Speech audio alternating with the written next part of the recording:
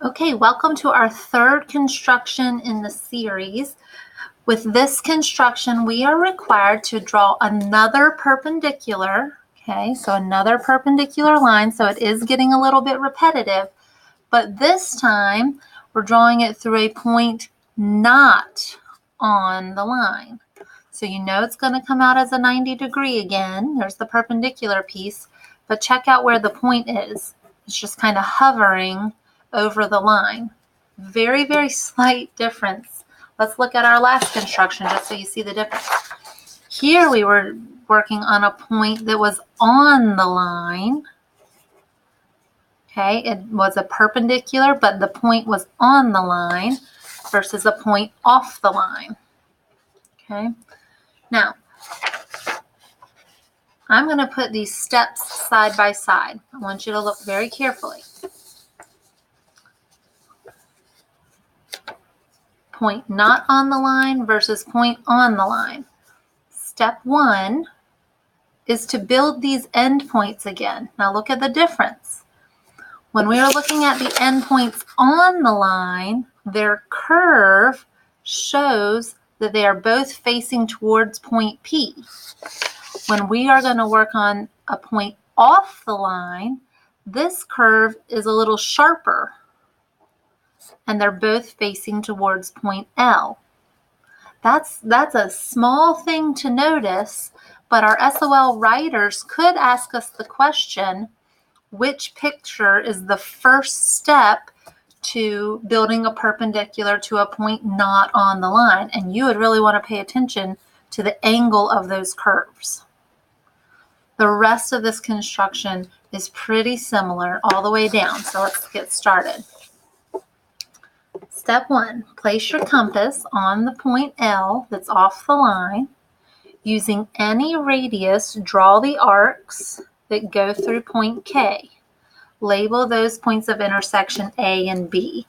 You guys, again, you are building segment AB. You're creating endpoints.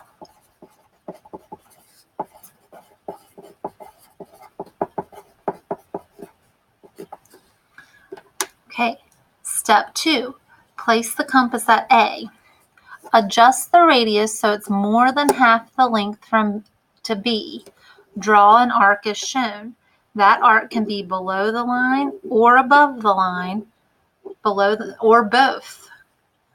Keeping the same radius, place the compass at point B and draw an arc that intersects the previous arc. Label that point. We're using X. And then finally grab your straight edge and connect L to X. All right, let's give it a shot. 2 practices down here. Here's our point not on the line. This line is blank. We have nowhere to start our arcs from until we create midpoints. So for the first step is to create some midpoints. So open your compass wide enough that when you intersect the line, it'll intersect and fit on the piece of paper. Right now my compass setting is too long. It wouldn't fit on this line. So I got to close it up a little. Okay, and create 2 endpoints.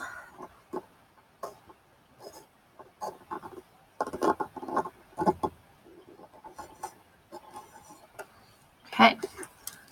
Notice how these endpoints are curved towards N.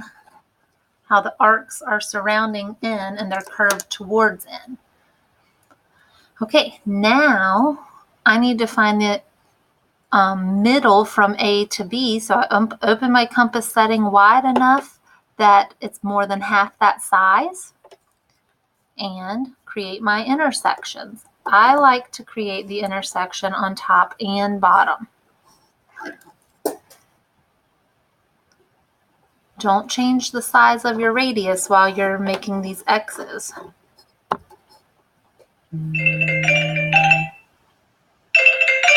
Oops. That's my alarm saying the kids are almost home off the bus. Okay, so these intersections, I'm going to call them X and Y. And when I connect X to Y, N is going to be right in between them there. I've made another perfect perpendicular angle, and I'm moving through point N. Those were the two requirements.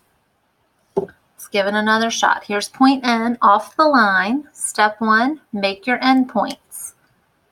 So open your compass wide enough that you can intersect the line.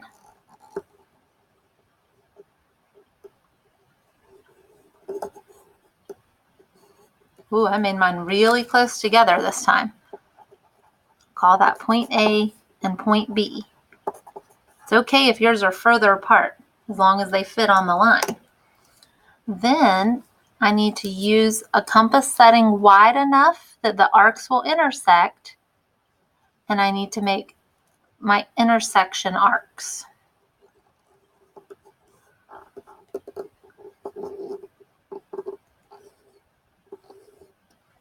Don't change your compass setting. Ooh, that one barely intersects. I don't really like how that looks. I'm going to go back and make more of an X. There we go. Much easier to see. I make longer arcs. Okay. So these intersections, we've been calling these X and Y this whole unit. And when you connect X to Y, look how it's going to line up perfectly through point N. We've got our perpendicular here, and it passes through point N. Okay, so our first 3 constructions we've done are pretty repetitive. So hopefully you're really getting into the groove. Anytime that you need to find a perpendicular, you're going to build it with pretty much the same steps. Let me know if you need any help with that.